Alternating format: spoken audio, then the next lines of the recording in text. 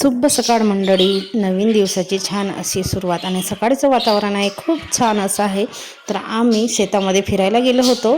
तर बाजूवाल्या ताई राहतात, त्यांच्याबरोबर त्यांची मैत्रीण आहे, त्यांच्या शेतामध्ये फिरायला गेलो होतो. आणि कशासाठी गेलो होतो तर आमच्या भागामध्ये आता मशरूम निघतात, नॅचरली नैसर्गिक आणि खूप टेस्टी असतात, तेवढेच महागसुद्धा असतात. मग विकत घेण्यापेक्षा आपण थोडंसं जाऊन फिरून आलं तर तेवढंच आपल्या शरीराचं सकाळी सकाळी छान व्यायामही होईल प्रसन्न वातावरणात, किंवा स्वच्छ आणि शुद्ध हव्यामध्ये. आणि तिकडून आल्यानंतर स्वयंपाकाला लागली. लौकीची भाजी, चपात्या बाकी होत्या त्या करून घेतल्या. आणि कसं लवकर सकाळची शाळा असते ना, त्याच्यामुळे मग घाई गडबड होते जरी आपण तिकडे लेट वगैरे केलं तर. आणि इथे रुद्रांश काय करतो तर रुद्रांश प्रॅक्टिस करतो आहे, रंगोली कॉम्पिटिशनमध्ये पार्टिसिपेट करणार आहे त्याची.